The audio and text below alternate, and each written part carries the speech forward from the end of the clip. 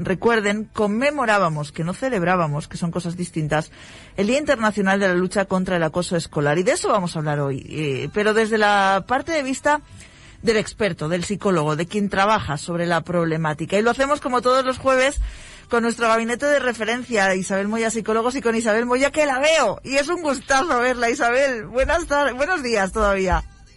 Buenos días, Arena. Encantada también de estar contigo hoy. Bueno, encantada de verte, además, aunque sea para hablar de un tema tan difícil, tan complicado, tan peliagudo, no sé, todos los adjetivos que le ponga al acoso escolar son todos peyorativos y muy difíciles de gestionar, pero a veces lo más difícil, Isabel, es saber qué es, ¿no? Diferenciarlo, encontrarlo, ubicarlo, ponerlo un poco en su sitio y no confundirlo con otras cosas. Es un tema difícil, Isabel. Claro, y creo que es muy necesario esto que estamos haciendo hoy de sensibilizar a la población para que entiendan cuando estamos hablando de maltrato, de acoso escolar, porque muchas veces el comentario que surge es, bueno, eso son cosas de niños, eso ha ocurrido siempre, cuando yo era pequeño también pasaba y no había tanto escándalo, ni se iba al psicólogo, ni los niños se traumatizaran. Perdona, pero yo te tendría que contar cuántos pacientes adultos bien mayores atendemos en la consulta cada año con problemas derivados de una situación de acoso escolar cuando eran niños. Fíjate. Problemas de autoestima, de depresión, inseguridad, falta de habilidades sociales, de habilidades para resolver conflictos, o sea, muchos problemas derivados, además de muchas veces un trastorno de estrés postraumático, con flashbacks, reviviscencias sobre aquello que sucedía, o sea, incluso evitación de situaciones en las que puedan verse expuestos a que ocurra algo similar, por ejemplo, en el ámbito laboral.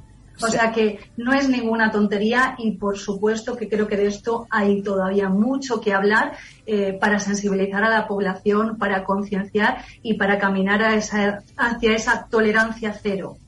Ya tenemos, por tanto, dos cuestiones importantísimas sobre la mesa. La primera, que no es un problema baladí, que es algo que en el momento en el que se sufre es importante ponerlo sobre la mesa, tratarlo, atajarlo de la mejor de las maneras. Y segundo, que no es un problema que acabe con la etapa escolar, sino que puede ir más allá en el tiempo y afectar a ese individuo a medida que va creciendo. ¿Hay un único tipo de acoso, Isabel, o puede haber varios tipos de acoso? ¿Qué es el acoso escolar que no es una pelea de patio, para que nos entendamos? Bueno, lo primero que tenemos que hacer, como bien decías antes, es definirlo, para luego ver cuáles son los tipos. Uh-huh. Hay determinados puntos clave que nos pueden servir para esa identificación. Para empezar, hay una intencionalidad, no es se han tropezado y me han hecho daño sin querer. O sea, el agresor o los agresores tienen una serie de conductas intencionadamente hostiles hacia la víctima o víctimas. Ese sería el primer punto para diferenciar. Luego hay una diferencia de poder, no es una pelea entre iguales. Esa diferencia de poder puede ser pues porque la víctima se encuentre en una situación socialmente más de exclusión, ¿no? Pues desde su etnia, su cultura, una minusvalía, ¿vale? Que sea un grupo minoritario. Puede ser por una diferencia en número, son muchos contra uno, de edad, un mayor contra un pequeño, pero el caso es que siempre hay una diferencia de poder, o incluso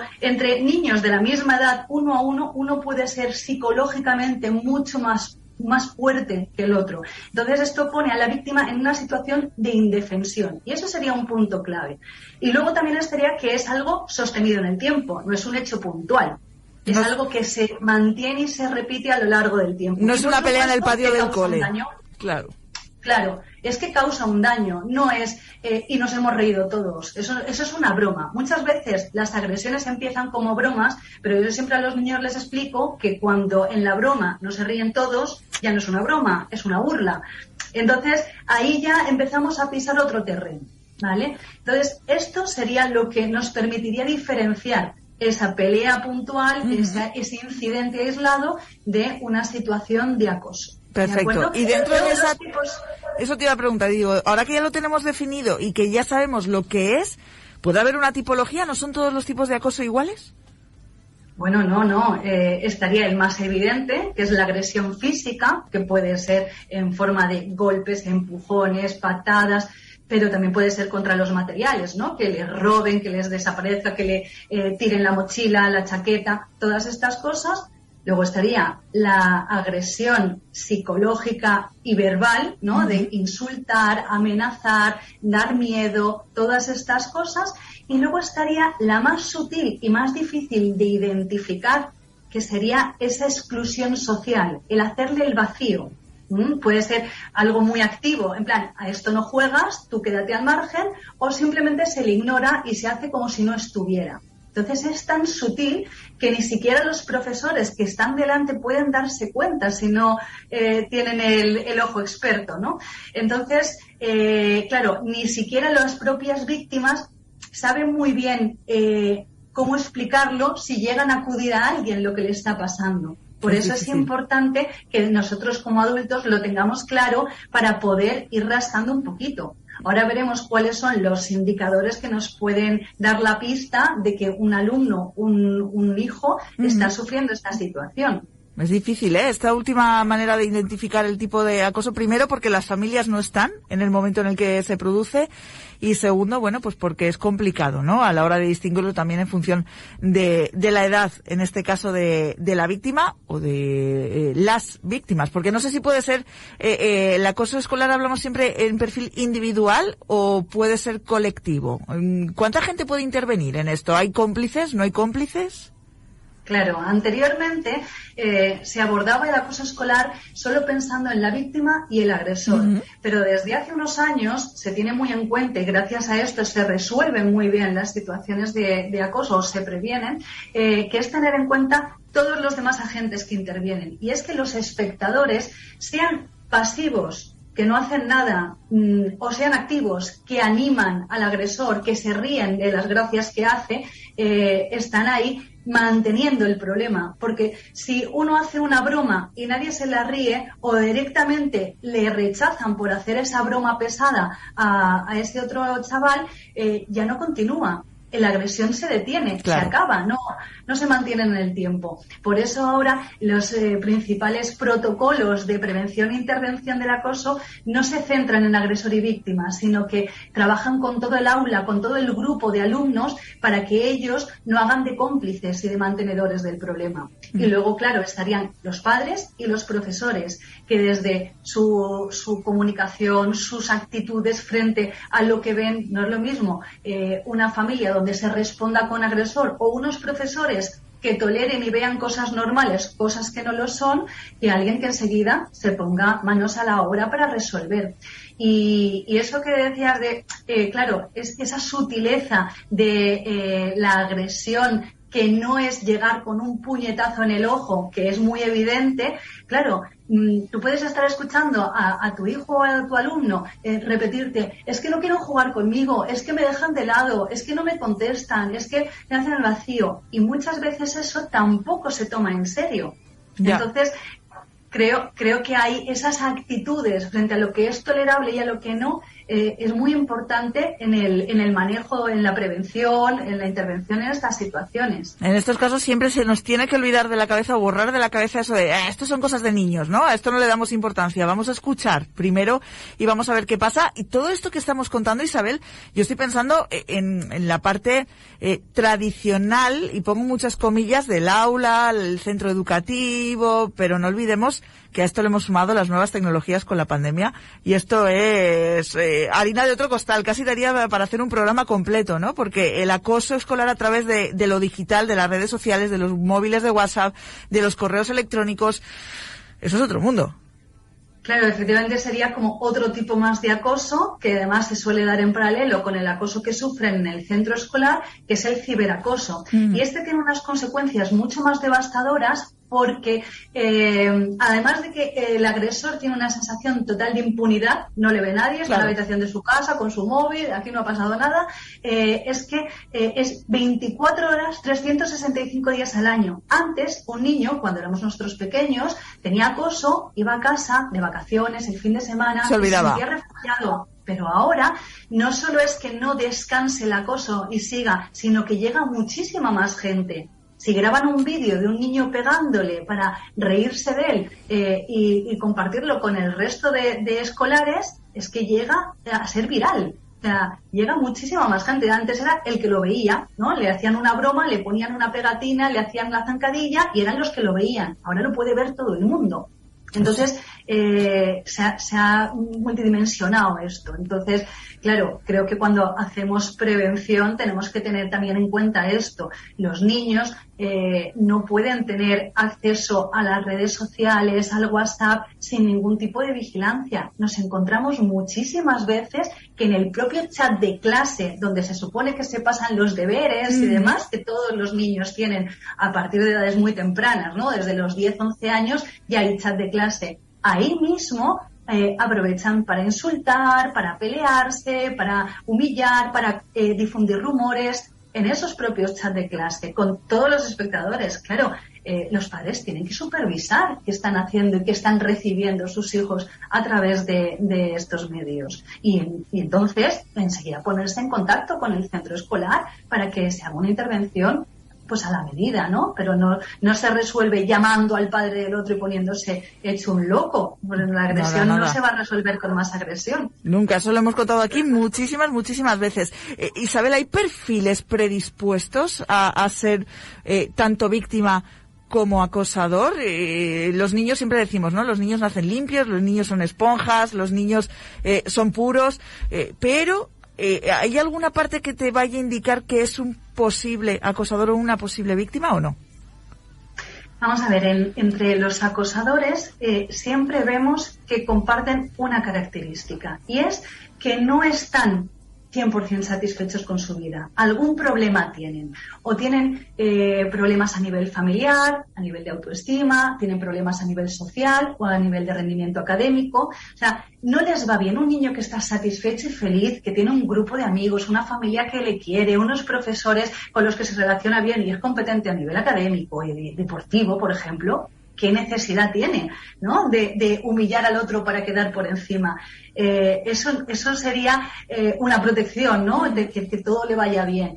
Pero luego también vemos que son niños que muy posiblemente tienen falta de empatía. No llegan a entender el daño que causan. De hecho, cuando les confrontamos con, oye, mira lo que has hecho, mira lo que has sufrido, oye, que ha intentado suicidarse, se llevan las manos a la cabeza porque no se imaginaban que su broma con sus amigos, su forma de diversión, pudiera tener esas repercusiones, ¿vale? Entonces, esa falta de empatía también sería como un factor predisponente para tener esa clase de conductas. En cuanto al perfil de las víctimas, cualquiera puede ser víctima de acoso. Cualquiera. Pasa que sí que hay, bueno, pues determinadas situaciones, por ejemplo, un niño muy bien adaptado aquí en España con su grupo, con tal cual, se va a un país extranjero y se convierte en el niño blanco, por ejemplo, que no habla el idioma. Y claro, entonces esas diferencias pueden facilitar que sea víctima de acoso, por ejemplo. Pero son niños, bueno, pues que muchas veces tienen muy buen rendimiento académico, les gusta hacer los deberes, les gusta participar en clases, se llevan bien con los profesores y eso suscita la envidia de los demás. Pueden ser niños, como hemos dicho antes, que pertenezcan a un grupo minoritario, por ejemplo, en la comunidad LGTBI, puede ser un niño de otra etnia, puede ser un niño que sea más bajito, más alto, más gordo, más flaco, con gafas, con aparato. O sea, cualquier diferencia puede servir de excusa al agresor para incidir en eso y ir a por él, ¿vale? Entonces, lo que sí que vemos es que cuando un niño ha sufrido acoso en un centro, ya se revictimiza, adopta un rol determinado y en el siguiente centro, porque claro, encima lo que pasa, Arena, es que el que suele salir del colegio no es el agresor, es la víctima, que es ya el acabose. Los pobrecitos cambian de colegio y como llevan determinada inercia, con un déficit a lo mejor en habilidades sociales, son muy sensibles, a la primera que les dicen algo, como encima ya han sufrido, lloran o reaccionan muy emocionalmente y eso facilita que los demás hagan más burla. Entonces vuelve a sufrir en otro centro la misma situación de acoso. ¿vale? Entonces sí que vemos ahí esos perfiles.